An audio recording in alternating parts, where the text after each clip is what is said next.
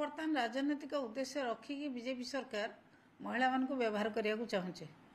से चाहते जे पूर्वर जो माने थिले सभापति संपादक इसी मेंबर जो माने थिले से माने जो माने बहुत भल काम करछन्ते एवं महिला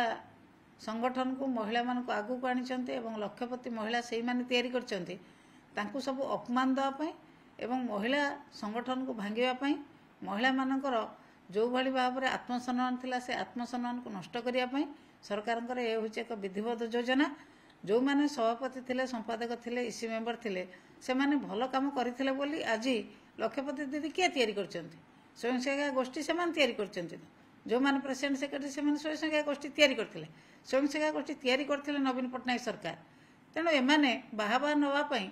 से माने जो परिवर्तन स्वर देके आसीचन्ती कोन ना हम सब परिवर्तन कर दबु से कौ उद्देश्य रखी आमे राजनीतिक उद्देश्य रखिलु से कौ उद्देश्य रखी बर्तमान परिवर्तन करने को चाहते राजनीतिक उद्देश्य होची बीजेपी सरकार सब राजनीतिक उद्देश्य रखी फायदा उठाइबा चेष्टा करछन्ती महिला माने बुझी सारलेनी किभली भाव से शोषण शिकार होचन्ती अत्याचार शिकार होचन्ती।